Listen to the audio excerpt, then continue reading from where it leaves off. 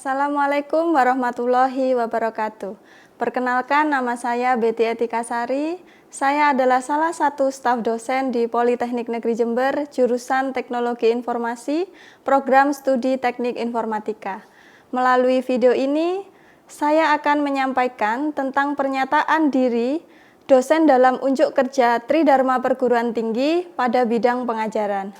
Beberapa mata kuliah yang pernah saya ampu, di antaranya yaitu konsep basis data, manajemen basis data, administrasi basis data, workshop sistem informasi berbasis desktop, dan workshop basis data. Pada kesempatan kali ini, perkenankan saya untuk memaparkan bagaimana proses pengajaran yang saya lakukan di salah satu mata kuliah yang saya ampu pada semester ini, yaitu mata kuliah konsep basis data. Dalam mendeskripsikan mata kuliah ini, saya akan menggunakan pendekatan DIA, yaitu Delivery, Interaction, dan Assessment. Untuk delivery, saya akan menjelaskan tentang mata kuliah konsep basis data, apa yang akan dicapai pada akhir mata kuliah ini.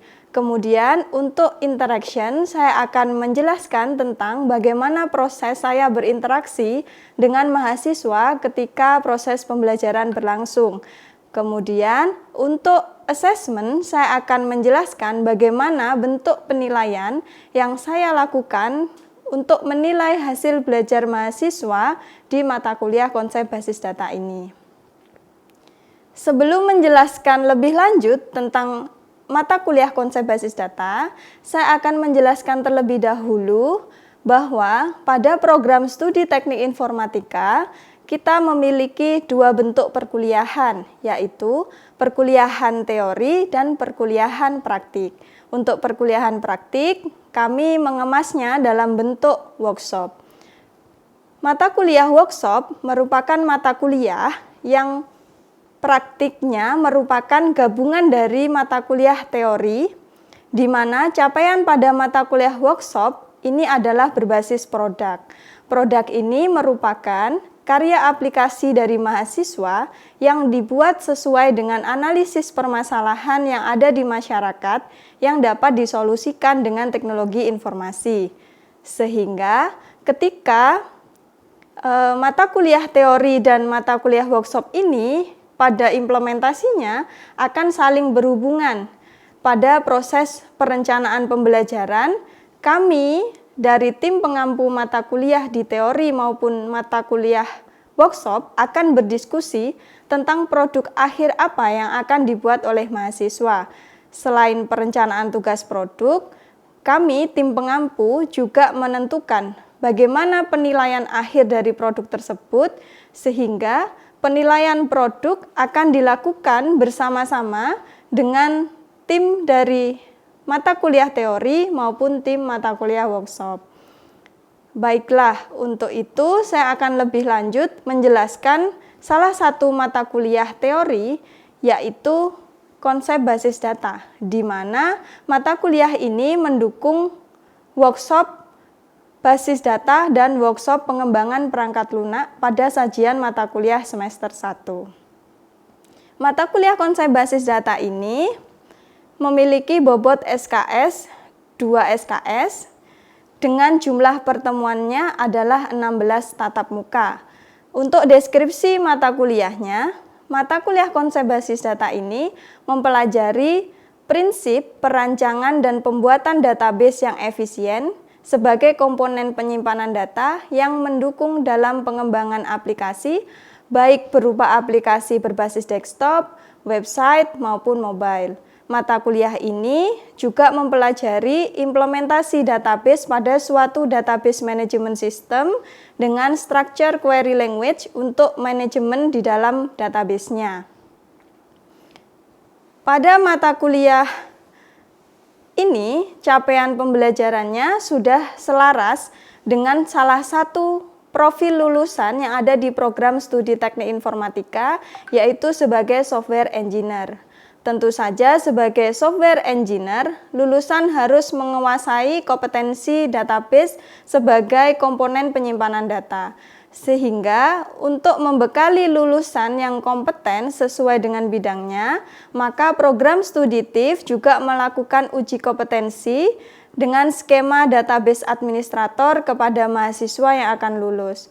Oleh karena itu, pembelajaran yang dilakukan pada mata kuliah konsep basis data ini sudah direncanakan sesuai dengan kompetensi, yaitu sebagai seorang database administrator, di mana diharapkan ketika mahasiswa lulus nanti, ketika terjun ke dunia kerja maupun di dunia industri, mereka sudah menguasai kompetensinya sesuai SKKNI.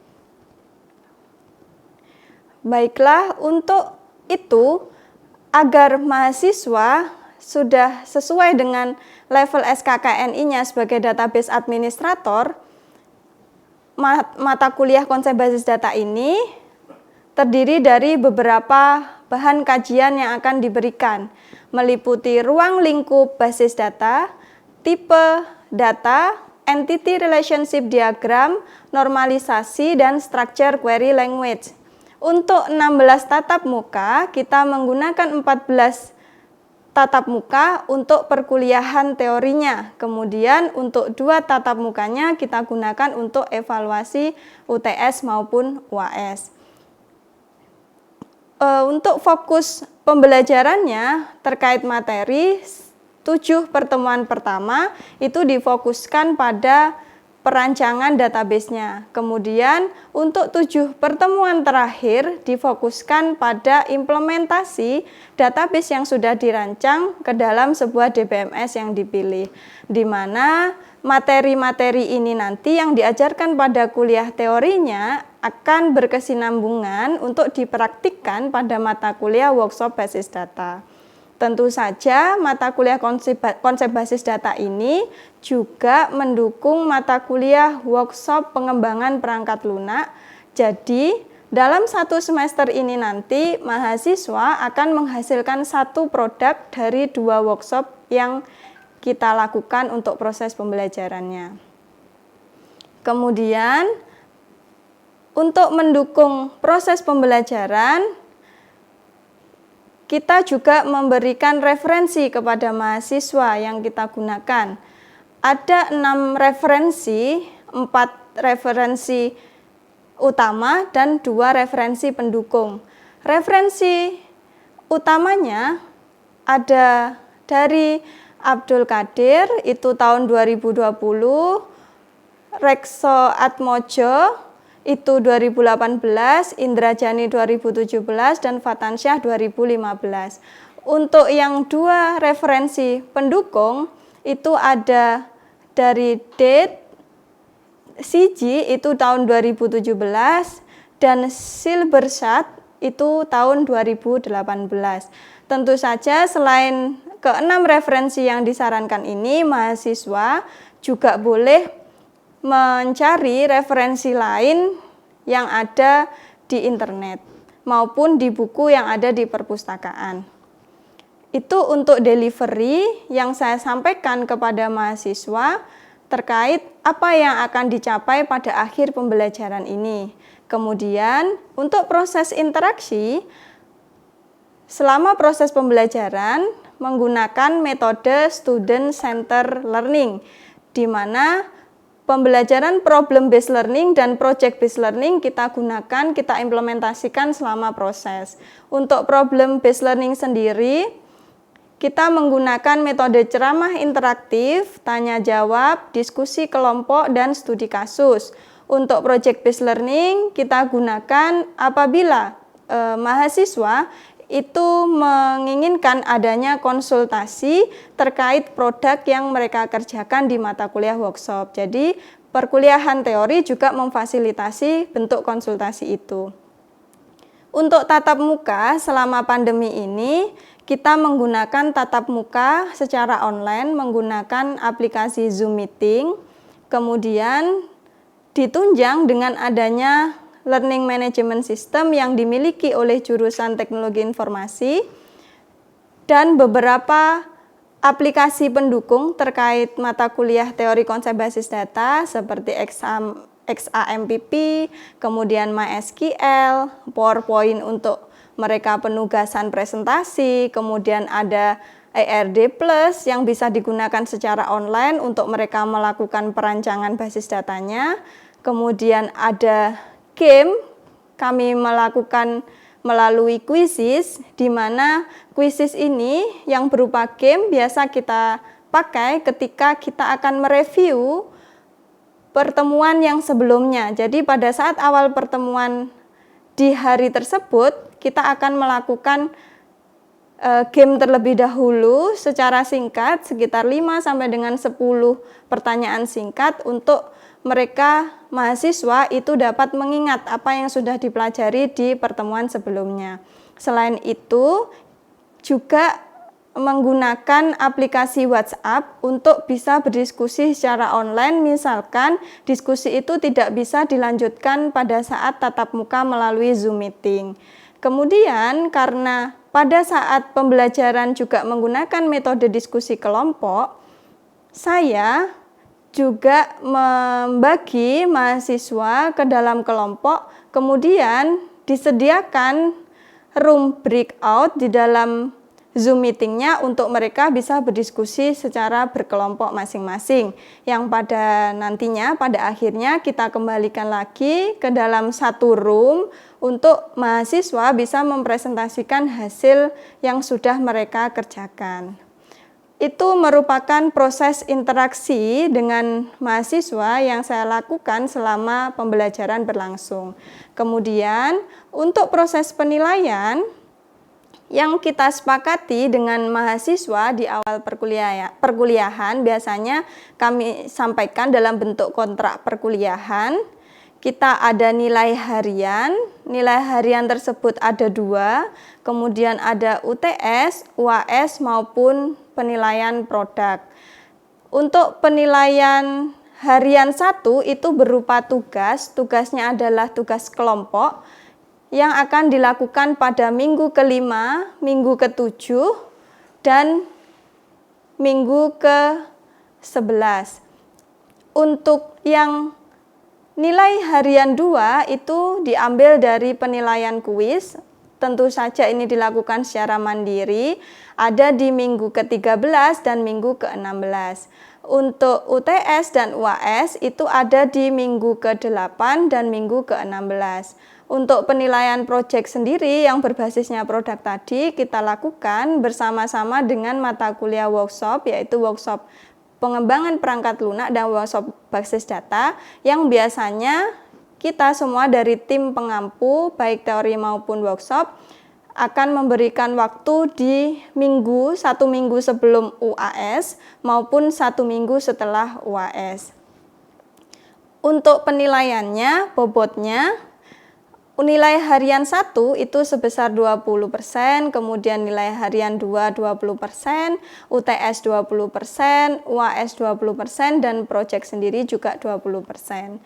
Di mana nilai itu nanti akan diakumulasi, dan apabila dikonversi menjadi nilai huruf, mulai dari A, AB, dan seterusnya, mahasiswa minimal bisa lulus di nilai C. Untuk nilai D, mahasiswa masih diperbolehkan untuk perbaikan, karena dari program studi nanti akan memberikan waktu sendiri untuk bisa melakukan perbaikan setelah proses UAS itu selesai.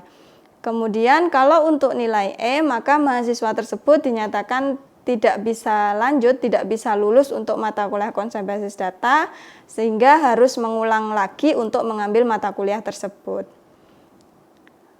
Demikian yang bisa saya sampaikan terkait delivery, interaction maupun assessment yang saya lakukan selama proses pembelajaran di perkuliahan teori, terutama untuk mata kuliah konsep basis data.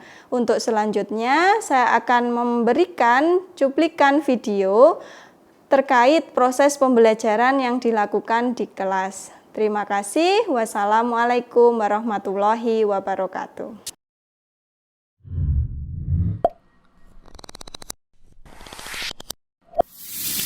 Kita perlu evaluasi dulu. Mau ada ini semacam review ya. Saya berikan di sini nanti 5 soal, 5 nomor ya. Saya share screen dulu ya. Sudah terlihat ya di layar kalian masing-masing? Bismillah, kita mulai ya. 1, 2, 3.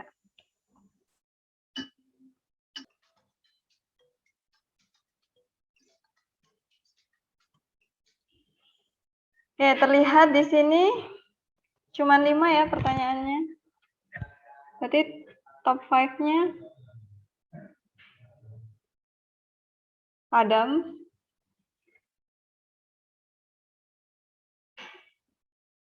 Maisa, Givari, Ali Zainal, sama Afi. Kalau dilihat dari ini berarti yang paling cepat kalian jawab nih, primary key berpasangan dengan foreign key untuk merelasikan tabel di dalam database. Langsung benar ya. Benar atau jawabannya nih ya?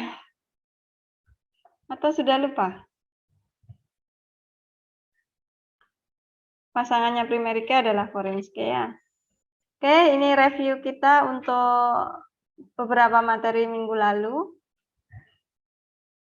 Kemudian coba di sini, kira-kira minggu ini kita mau ngapain?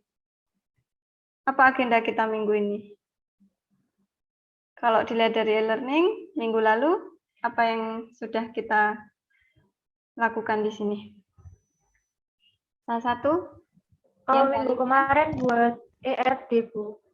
Ya, betul. Membuat ERD ya, sudah di submit ya untuk tugasnya ada di e-learning ya. Kemarin sudah diberikan tempat pengumpulannya. Hanya 14, kita lihat siapa yang belum mengumpulkan. Mahesa mengumpulkan tapi terlambat. Oke, ini ya, yang hadir hari ini yang belum mengumpulkan, saya harap tetap mengumpulkan ya. Walaupun sudah batas lewat waktunya, lebih baik kalian mengumpulkan karena akan tetap ada nilainya daripada tidak sama sekali ya. Kalau nanti nilainya kosong, nanti di akhir susah. Apa yang harus Bu Betty nilai ya?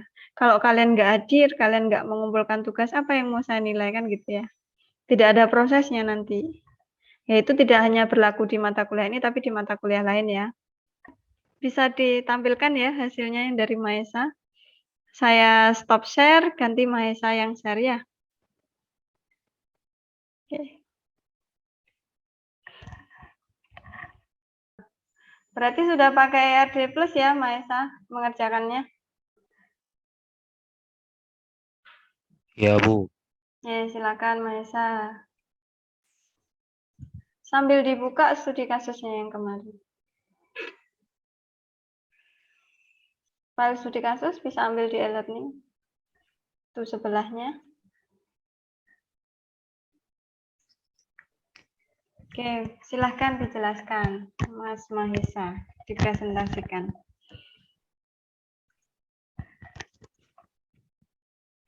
Studi kasus kuliah. Pembelajaran di Politeknik Negeri Jember diawali dengan penjadwalan mata kuliah pada program studi. Pada proses penjadwalan didapatkan proses bisnis sebagai berikut. Not, tidak sampai pada studi kasus penjadwalan kuliah, hanya penjadwalan mata kuliah dan pengampu mata kuliah. Satu mata kuliah akan diampu oleh 2 atau lebih dosen. Satu dosen akan mengajar beberapa mata kuliah. Oke, satu pernyataan dulu ya di sini, teman-teman. Satu mata kuliah akan diampu oleh 2 atau lebih dosen. Satu dosen akan mengajar di beberapa mata kuliah. Berapa banyak entitas yang bisa ditemukan di pernyataan ini? Tetap di pernyataannya dulu, Mas. Oke. Ada berapa? Berapa entitas? 2. 2 mata kuliah dan Dosen. dosen. Oke. Yang nomor 2? Saya Mas Maesa. Mahasiswa akan mengikuti pembelajaran dengan mengikuti beberapa mata kuliah. Mata kuliah akan diikuti oleh beberapa mahasiswa. Oke, di sini ada tambahan satu lagi entitas, betul? Ya, Betul. Entitas apa? mahasiswa. Oke, mahasiswa. Lihat yang pertama, ERD-nya dulu dari Mas Mahesa. Kita identifikasi, di sini ada berapa entitas? Mas Mahesa, bisa dijelaskan, Mas? Ada 4 entitas, Bu. Yakin, 4 entitas. Ya. Ya. Yakin.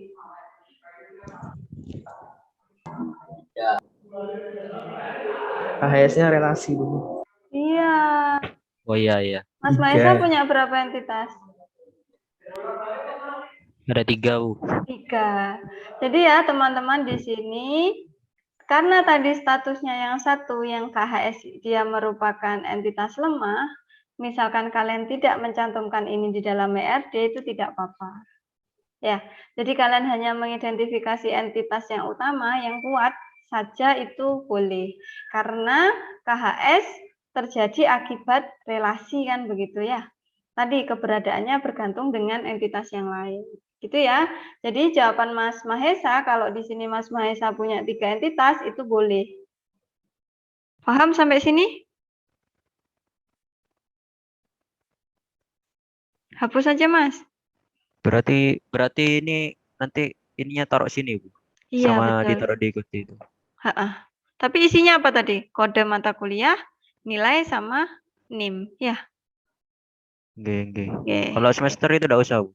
Semester disimpan di mana? Oh iya, di mata kuliah ya. Oke, kalau kamu simpan lagi nanti konsisten nggak datanya? Jadi multiply ya. Iya, nggak konsisten ya. Nanti kalau ada update data jadi nggak tidak di masternya yang terupdate gitu ya.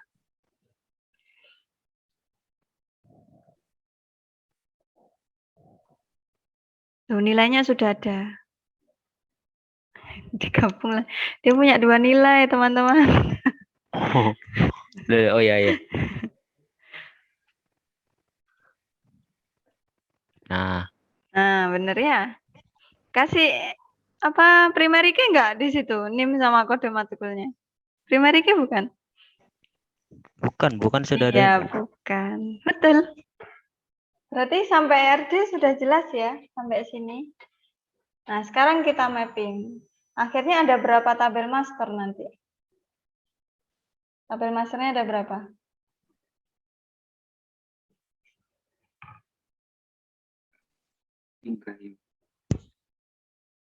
Tabel master ada berapa?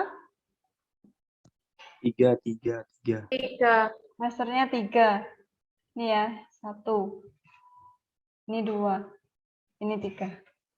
Oke. Pertama, master yang pertama berarti isinya nanti NIP, nama dosen, nomor HP, sama alamat. Perhatikan di sini, dosen ini berrelasi sama apa saja? Ada mata kuliah sama mahasiswa ya. Yang berrelasi dari dosen ke mahasiswa di sini adalah dibimbing. Yang relasinya tadi one to many ya, satu dosen banyak mahasiswa. Berarti nanti di output tabelnya nambah atribut lagi enggak di sini? Jadi di tabel dosen nanti ada tambahan field kolom lagi atau tidak? Kan sudah ada name. Hah? Nambah foreign key dari mahasiswa. Satu dosen, banyak mahasiswa. Ya kan? Kalau saya tambahkan 1 di sini, atribut mahasiswa. NIM. Sorry, NIM ya. Di sini NIM. Akhirnya nanti multi value koma-koma enggak?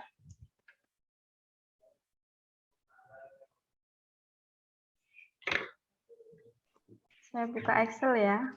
Saya punya tabel master ya. Saya kasih TM dosen. Isinya tadi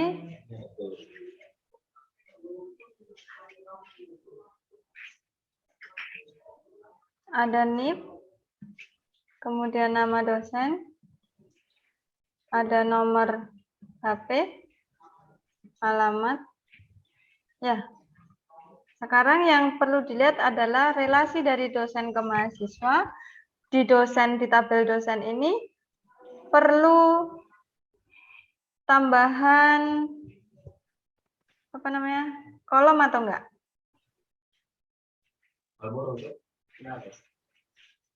Di sini perlu NIM enggak? Enggak, Bu. Tidak. Kenapa kok tidak? Mana ada berapa rupiah? Multi value nanti kan, bro. Multi value, betul. Ya, coba saya isi sekalian. Waduh. Number.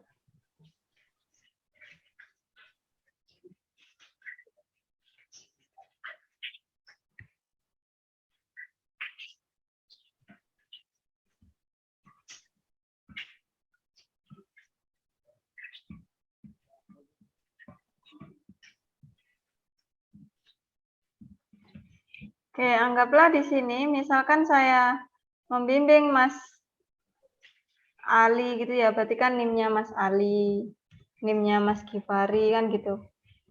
Kan jadi begini, karena satu dosen bisa membimbing banyak mahasiswa. Berarti kan tidak boleh. Ya. Jadi ini tidak cukup di tabelnya dosen. Isinya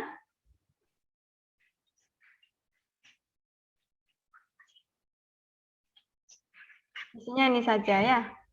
Terus di tabel mahasiswa, karena kita ngomong mahasiswa ya, tadi relasinya. Tabel mahasiswa isinya apa berarti? Tabel mahasiswa. Ada NIM. NIM, nama, nomor HP, alamat. Nomor telepon, alamat. Nah, perlu tambahan satu kolom lagi nggak? Ya perlu. Perlu. Isinya? NIP dosen. Ini betul. Coba Mas Gifari, NIM-mu berapa Mas? 412 kedua? 10384. Oke. Nah, satu lagi, Mas Ali. E 4121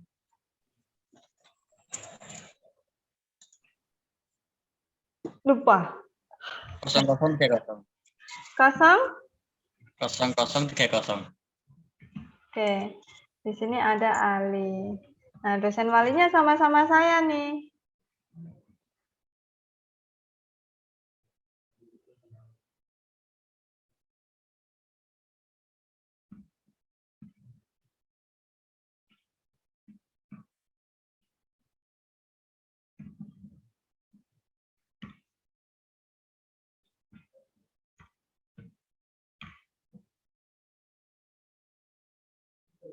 Ya kan jadinya begini ya.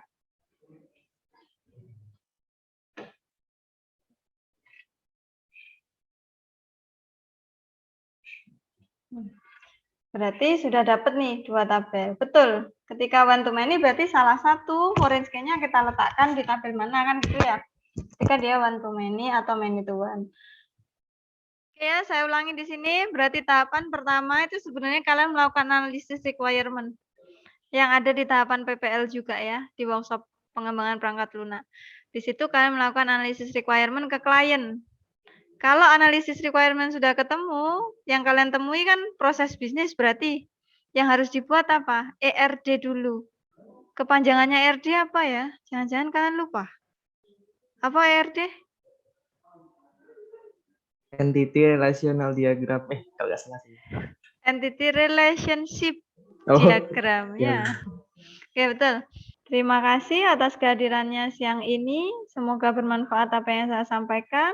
Tetap semangat ya. Saya akhiri. Wassalamualaikum warahmatullahi wabarakatuh. Waalaikumsalam warahmatullahi wabarakatuh. Terima kasih, Bu. Oke, sama-sama.